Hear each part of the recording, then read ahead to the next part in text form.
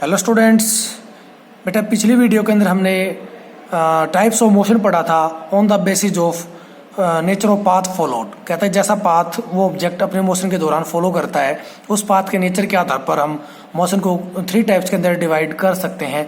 ये हमने पिछली वीडियो के अंदर पढ़ लिया था। इस वीडियो के अंदर हम पढ़ेंगे types of motion on the basis of position coordinates, यानी कि पोजिशन कोऑर्डिनेट्स के आधार पर हम मोशन को कितने टाइप्स के अंदर डिवाइड कर सकते हैं, वो हम इस वीडियो में पढ़ने वाले हैं। ठीक है बेटा, तो देखिए पोजिशन कोऑर्डिनेट के आधार पर हम मोशन को कितने टाइप्स में डिवाइड कर सकते हैं। तो सबसे पहले हमने लिखा है यहाँ पर types of motion. On the basis of change of position coordinates of a body during its motion the motion is further classified in 3 groups. कहता है कि बेटा पोजिशन कोऑर्डिनेट के आधार पर या चेंज इन पोजिशन कोऑर्डिनेट के आधार पर हम मोशन को 3 टाइप्स के अंदर डिवाइड कर सकते हैं या 3 टाइप्स में क्लासिफाई कर सकते हैं। वो 3 टाइप्स कौन कौन सी हैं देखिए। First one is 1 dimensional motion. जो सबसे पहली टाइप है वो क्या है, 1 dimensional motion. Second is 2 dimensional motion और थर्ड इज 3 डायमेंशनल मोशन। तो देखिए बेटा, अब इनको हम बारी बारी से समझेंगे कि 1 डायमेंशनल मोशन कैसा होता है, 2 डायमेंशनल मोशन कैसा होता है, 3 डायमेंशनल मोशन कैसा होता है। ओके बेटा, देखो अब बात आई थी यहाँ पर कुछ पोजिशन कोऑर्डिनेट्स की। तो पोजिशन कोऑर्डिनेट्स के बारे में हमने पिछली वीडियो के अंदर भी थोड़ी सी चर्चा की थी जब हमने फ्रेम ऑफ रेफरेंस के बारे में पढ़ा था।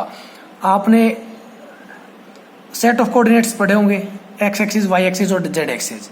एक्स एक्सिस, वाई एक्सिस और जेड एक्सिस, ये तीनों की तीनों जो एक्सिस होती हैं ये एक दूसरे पर परपेंडिकुलर होती हैं।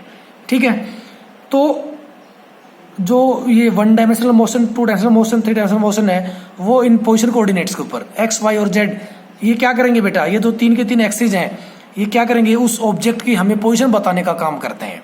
ठीक है, तो इनको हम पोजीशन कोऑर्डिनेट्स भी कह देते हैं। तो इन पोजीशन कोऑर्डिनेट्स के आधार पर हम मोशन को 3 टाइप्स के अंदर डिवाइड कर सकते हैं, 1 dimensional motion, 2 and 3 dimensional motion. तो सबसे पहले पढ़ेंगे हम 1 डायमेंशनल मोशन। तो देखिए 1 डायमेंशनल मोशन क्या है। The motion of a body during which only 1 out of its 3 position coordinates changes with time is called 1 dimensional motion. कहता है बेटा इस मोशन के दौरान जो इसके 3 पोजिशन कोऑर्डिनेट्स हैं उनमें से कोई एक पोजिशन कोऑर्डिनेट चेंज होता है। ठीक है, या तो एक्स कोऑर्डिनेट चेंज होगा या वाई चेंज होगा, या तो एक्स चेंज होगा या वाई होगा या जेड चेंज होगा। इन तीनों पोजिशन कोऑर्डिनेट्स के अंदर से कोई एक पोजिशन कोऑर्डिनेट चेंज होगा, बाकी कांस्टेंट रहेंगी। ठीक है, तो ऐसा मोशन जिसके अंदर सिर्फ एक पोजिशन कोऑर्डिनेट चेंज होता हो उसको हम क्या कहेंगे, 1 डायमेंशनल मोशन। ठीक है, देखिए it is motion on straight line. ठीक है, इसको सिंपली अगर आपको ध्यान रखना तो ये भी कह सकते हो कि अगर कोई ऑब्जेक्ट स्ट्रेट लाइन के ऊपर मूव कर रहा है, ठीक है, तो जब कोई भी ऑब्जेक्ट स्ट्रेट लाइन पे मूव करेगा तो कोई एक सिंगल पोजिशन कोऑर्डिनेट चेंज होगा, या तो एक्स कोऑर्डिनेट या वाई कोऑर्डिनेट या जेड कोऑर्डिनेट। ठीक है, तो जब भी कोई ऑब्जेक्ट स्ट्रेट लाइन के ऊपर मूव करता है तो को किसी एक पोजिशन कोऑर्डिनेट के अंदर चेंज या बदलाव आता है, इसलिए उसके मोशन को हम क्या कहेंगे। अगर कोई ऑब्जेक्ट स्ट्रेट लाइन पर मूव कर रहा है तो उसके मोशन को हम कैसा कहेंगे, 1 dimensional motion. For example motion of car on a straight road.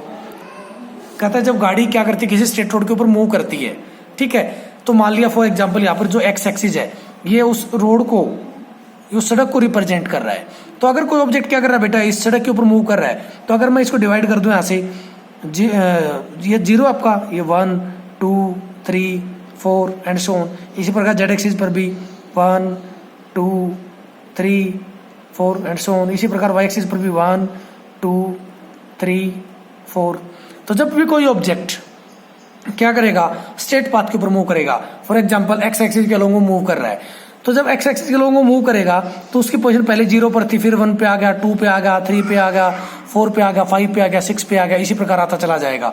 लेकिन जब वो ऑब्जेक्ट एक्स एक्सिस के अलोंग मूव कर रहा है तो क्या वाई के अलोंग कोई उसकी पोजीशन चेंज हुई? नहीं। ठीक है, जेड एक्सिस के अलोंग कोई पोजीशन चेंज हुई? नहीं। तो इसलिए इसके मोशन को हम कैसा कहेंगे, 1 डायमेंशनल मोशन। सिर्फ एक्स एक्सिस की वैल्यू चेंज हो रही है, यहाँ पर वाई और जेड एक्सिस की वैल्यू चेंज नहीं हो रही, इसलिए इसके मोशन को कैसा कहेंगे, 1 डायमेंशनल मोशन। ठीक है, फिर आती है नेक्स्ट टाइप 2 डायमेंशनल मोशन। देखिए बेटा इनमें कुछ ज्यादा डिफरेंस नहीं है, थोड़ा थोड़ा डिफरेंस है। जब 1 की बात आई, 1 डायमेंशन की बात आए तो समझो कोई एक पोजिशन कोऑर्डिनेट चेंज होगा। अगर 2 डायमेंशनल मोशन की बात आए तो समझो कोई 2 पोजिशन कोऑर्डिनेट्स चेंज होंगे, और 3 डायमेंशनल मोशन की बात आए तो समझो कोई 3 के 3 जो पोजिशन कोऑर्डिनेट्स हैं वो चेंज होंगे। तो उनके मोशन को हम 1 2 एंड 3 डायमेंशनल मोशन कहेंगे। तो अब सेकंड जो है वो उसके बारे में बात करते हैं, किसके बारे में, टू डायमेंशनल मोशन के बारे में। The motion of a body during which only 2 out of its 3 position coordinates changes with time. कहता है बेटा ऐसा मोशन जिसके दौरान जो किसी ऑब्जेक्ट के जो 3 पोजिशन कोऑर्डिनेट्स है उनमें से कोई 2 पोजिशन कोऑर्डिनेट टाइम के साथ चेंज हो, ठीक है, तो ऐसे मोशन को हम क्या कहेंगे, टू डायमेंशनल मोशन। कहता है कि किसी भी ऑब्जेक्ट का ऐसा मोशन बेटा जिसके अंदर उसके 3 पोजिशन कोऑर्डिनेट्स में से टाइम के साथ सिर्फ और सिर्फ 2 पोजिशन कोऑर्डिनेट्स चेंज हो, तो उस ऑब्जेक्ट के मोशन को हम कैसा मोशन कहेंगे, two dimensional motion. It is a motion in plane, ठीक है, इसको हम मोशन इन ए प्लेन भी कह देते हैं, यानी कि जब कोई 2 पोजिशन कोऑर्डिनेट चेंज हो रहे हो, ठीक है, जैसे कि मान लिया फॉर एग्जांपल मैंने क्या कर दिया, ये 2 इधर एक्सिस बना दी, ये आपकी एक्स एक्सिस, ये वाई एक्सिस, ठीक है, तो अगर ये दोनों एक्स और वाई एक्सिस के अंदर ही सिर्फ चेंज आता है तो उसके मोशन को हम कैसा कह देंगे, सॉरी इसको हम क्या कहेंगे, प्लेन।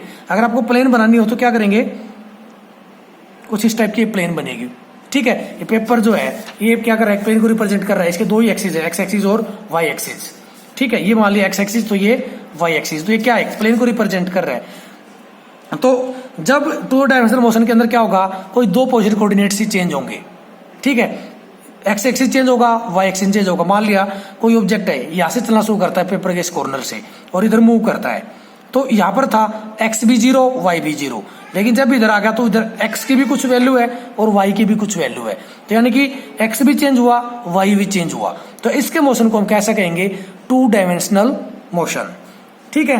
तो ये कैसा मोशन होता है, किसी प्लेन के अंदर अगर कोई ऑब्जेक्ट मूव करता है तो उसके मोशन को हम क्या कहेंगे, two dimensional motion. Motion of A football player on ground, example की अगर हम बात करें तो कोई फुटबॉल प्लेयर ग्राउंड के अंदर, कभी देखो आपको पता कभी स्ट्रेट भागता, कभी राइट भागता, कभी लेफ्ट भागता, कभी किधर, तो उसके 2 पोजिशन कोऑर्डिनेट चेंज हो रहे हैं साइमल्टेनियसली, ठीक है। तो जब भी कोई फुटबॉल प्लेयर ग्राउंड के ऊपर खेलता है तो वहां पर उसके 2 पोजिशन कोऑर्डिनेट्स चेंज होंगे, तो इसलिए उसका मोशन कैसा होगा, two dimensional motion. Motion of a planet around the sun, कोई भी प्लेनेट सूर्य के चारों तरफ चक्कर लगाते हैं, सभी प्लेनेट्स सूर्य के चारों तरफ चक्कर लगाते हैं, तो उसका जो मोशन होता है वो भी कैसा होता है, टू डायमेंशनल मोशन, ठीक है। अब बात करेंगे बेटा इसकी नेक्स्ट टाइप की, वो क्या है, 3 डायमेंशनल मोशन। कहता है कि the motion during which its all 3 position coordinates are changes with time is called 3 dimensional motion. कहता है बेटा ऐसा मोशन जिसके दौरान उसके सभी पोजिशन कोऑर्डिनेट्स चेंज हो। कितने पोजिशन कोऑर्डिनेट होते हैं, 3, जो किसी ऑब्जेक्ट की पोजीशन को बताते हैं। तो अगर किसी मोशन के दौरान अगर उस ऑब्जेक्ट के 3 के 3 पोजिशन कोऑर्डिनेट्स बार बार चेंज हो रहे हो, ठीक है, अगर उन पोजिशन कोऑर्डिनेट्स की वैल्यू चेंज हो रही हो, 3 के 3 पोजिशन कोऑर्डिनेट्स की वैल्यू चेंज हो रही हो, तो उसके मोशन को हम कैसा कहेंगे, 3 डायमेंशनल मोशन, ठीक है। For example motion of gas molecules देखो उसकी कभी राइट, कभी लेफ्ट, कभी ऊपर, कभी नीचे, यानी कि 3 के 3 एक्स वाई और जेड एक्सिस। अगर मैं इस पेपर की बात करूं तो ये मान लिया एक्स एक्सिस, ये वाई एक्सिस, और ये पेन किस चीज को रिप्रेजेंट कर रहा है यहाँ पर, जेड एक्सिस को, है ना। ये एक्स एक्सिस, ये वाई एक्सिस, देखो इनके बीच में एंगल 90 डिग्री, ये एक्सिस, ये जेड एक्सिस, ये एक्स एक्सिस, ये जेड एक्सिस, इसके बीच में 90 डिग्री, वाई और जेड के बीच में भी 90 डिग्री, है ना। तो अगर कोई ऑब्जेक्ट क्या करता है, इसके अंदर ऐसे ऐसे मूव कर रहा होता है, ठीक है, इस पेपर के ऊपर नहीं, अगर वो सिर्फ पेपर के अंदर या इस प्लेन के अंदर या इस प्लेन के अंदर मूव करेगा तो उसके मोशन को 2 डायमेंशनल मोशन कहेंगे। लेकिन अगर वो कहीं स्पेस में ऐसे उड़ रहा है, ठीक है, कहीं पर भी ऐसे, तो उसके मोशन को हम क्या कहेंगे, 3 डायमेंशनल मोशन। अब गैस मॉलिक्यूल्स जो होते हैं वो हवा के अंदर रैंडमली मूव करते हैं, कभी ऊपर उठते हैं, कभी नीचे आ जाते हैं, कभी लेफ्ट जाते हैं, कभी राइट जाते हैं, है ना। तो उसके अंदर क्या होते हैं, उसके एक्स, वाई और जेड 3 के 3 कोऑर्डिनेट्स या पोजिशन कोऑर्डिनेट्स चेंज हो रहे होते हैं, तो इसलिए उनके मोशन को हम कैसा कहते हैं, 3 डायमेंशनल मोशन। और एग्जांपल देख लीजिए, motion of free electrons in conductor. कहता है कंडक्टर के अंदर आपको पता है ना कि करंट क्यों प्रोड्यूस होता है, movement due to movement of free electrons. तो फ्री इलेक्ट्रॉन्स जो मूव कर जो फ्री इलेक्ट्रॉन्स का जो मोशन होता है वो भी कैसा होता है, 3 dimensional. Random motion of kite flying in the sky when wind is blowing. कहता है जब हवा चल रही हो और हम पतंग उड़ा रहे हो, पतंगबाजी कर रहे हो, तो आप देखते होंगे ना पतंग कभी लेफ्ट जाता है, कभी राइट जाता है, कभी ऊपर जाता है, कभी नीचे जाता है, उसकी पोजीशन बार बार चेंज हो रही होती है। तो उसके 3 के 3 जब उसकी पोजीशन चेंज होती है तो तीनों कोऑर्डिनेट्स चेंज होते हैं, एक्स वाई और जेड एक्सिस। तो उसके मोशन को हम कैसा कहेंगे, 3 डायमेंशनल मोशन।